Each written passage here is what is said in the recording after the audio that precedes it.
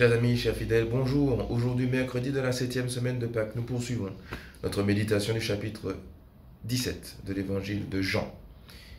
Très belle prière sacerdotale de Jésus devant ses disciples.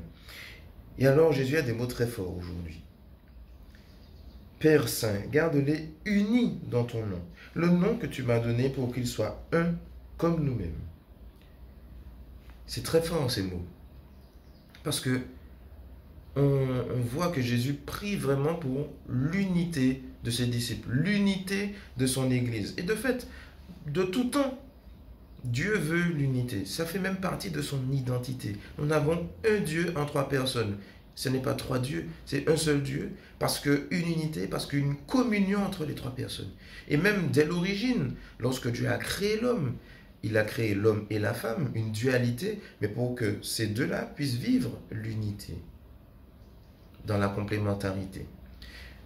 Dans toute l'histoire de la Bible, de l'homme, Dieu envoie la loi pour que l'homme puisse retrouver cette unité avec Dieu, cassée par le péché originel. Jésus lui-même vient après quelque temps pour réconcilier dans sa personne l'homme et Dieu. Et les hommes entre eux, lorsqu'il livre sa vie sur la croix, c'est la même chose. Sont réconciliés de nouveau Dieu et l'homme et les hommes entre eux. De tout temps, Dieu veut l'unité pour les hommes et l'unité entre lui et l'homme. Et on le voit encore dans ces mots que Jésus nous dit. Garde-les unis dans ton nom, le nom que tu m'as donné. Donc c'est le nom du Père que Jésus partage. Et quand on analyse le nom de Jésus, Yeshua, Dieu sauve, dans ce prénom est résumé le projet, la mission, la volonté de Dieu de sauver. Et comment il sauve? En rassemblant. Il a créé l'Église, Église assemblée, pour rassembler justement tous les enfants de Dieu dispersés. Donc, la volonté de Dieu est véritablement que nous puissions vivre unis ensemble avec lui. Mais alors, le constat, malheureusement, est tout autre. Notre Église est divisée. Les protestants par-ci, les orthodoxes par-là, les catholiques par-là, ici, par-là, ici, là, par-là.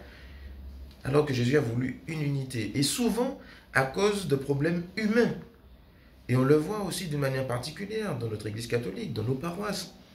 Pour faire l'unité, c'est un problème. Souvent, en Martinique, la susceptibilité nous rattrape dans nos relations. Je ne suis pas capable d'accueillir une parole qu'on me donne. Je me fâche, je me braque, je prends mon chemin. Au lieu de faire cet effort pour l'unité, d'accueillir avec humilité, de composer, d'écouter, etc. On est plus prompt à faire des cancans qu'à vouloir l'unité, à y travailler. Jésus prie pour cela. Mais est-ce que ça fait partie de nos priorités?